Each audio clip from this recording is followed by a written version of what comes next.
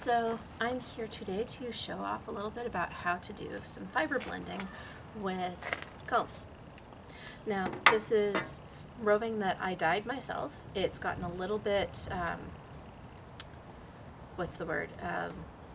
dense, and it doesn't really draft very well. So I need to go through and open it up again, and while I'm doing it, I might as well also add a little bit of shine to it. This is Tencel, this is pure wool. And I want to know how I'm doing the mixture, so I have a digital scale here, and I'm going to go through and turn it on and let it zero out, and then weigh the different fibers that I'm going to combine before I start to see how much I've got. And this is about 52 grams on the scale, and this is about 28 grams on the scale. And I may not end up getting through all of this, so knowing that to start with means that when I get done, I can just subtract one from the other, whatever the leftover is, to know how much I have left. So that helps to get the blend by volume, or blend by weight. Now to start blending, I'm going to use a pair of hand cards. Oftentimes people go through and misspeak and call them combs. Combs actually look like a comb, like a hair pick type of deal. You can probably Google a search for that and get some better pictures. But to get started, just go through and start filling up your hand carders.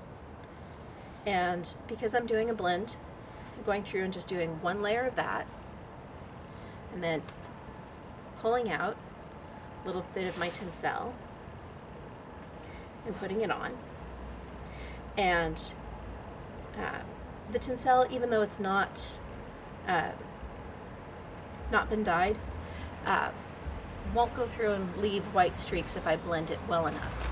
If I don't blend it very well, I'll get little areas where the Tencel is still very solid, and it'll wrap around the wool, and I'll get little white streaks in my yarn, little white swirls.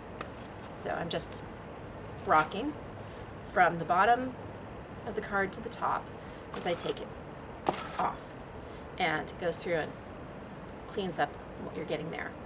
And you do this a couple of times. Some people, from what I understand, like to do this and keep one that they're always acting as the base.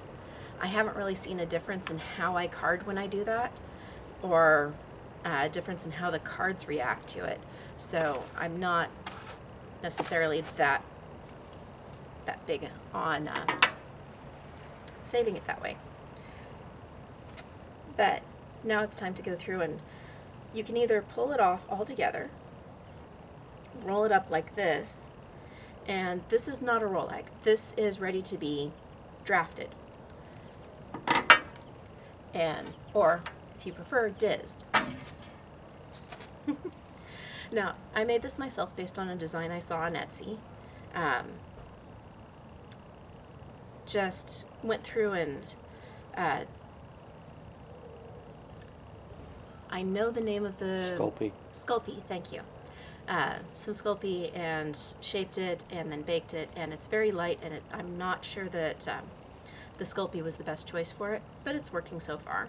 This is a Diz with a few different size holes, and then something to go through and pull the yarn through the Diz.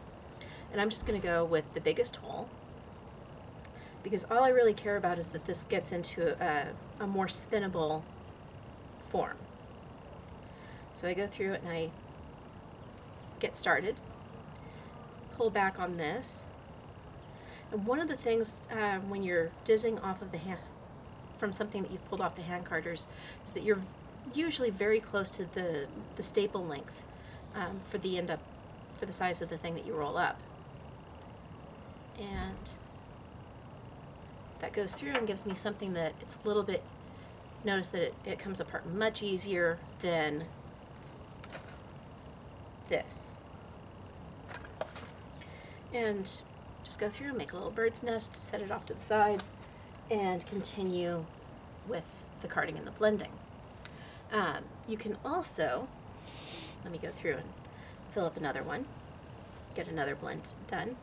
You can also Diz straight from the cards.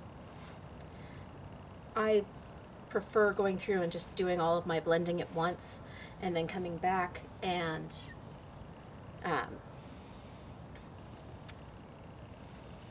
Dizzing it out, but you can, like I said, you can also go through and Diz from the cards themselves.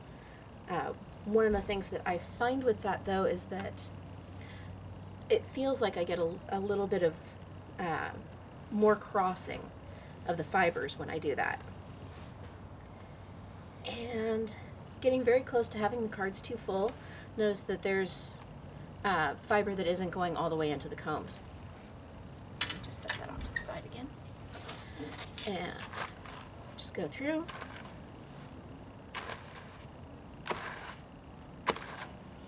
And if you actually have some insight into why people, or why there are people who prefer going through and having the active versus the base and the active cards as opposed to just switching them off, I would love to hear it in the comment section, so please feel free to do that. And yeah. You still want to go through and lift off a little bit so you're not trying to pull everything through the combs, but again, get started, pull it out a little bit so that there's something to go through your threader, and then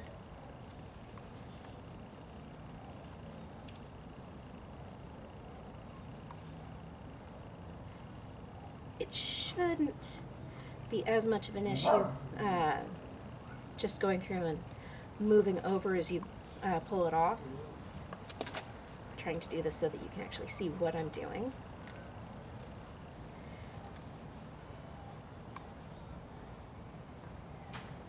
But I'm also noticing that it doesn't seem to be making as thick of a roving.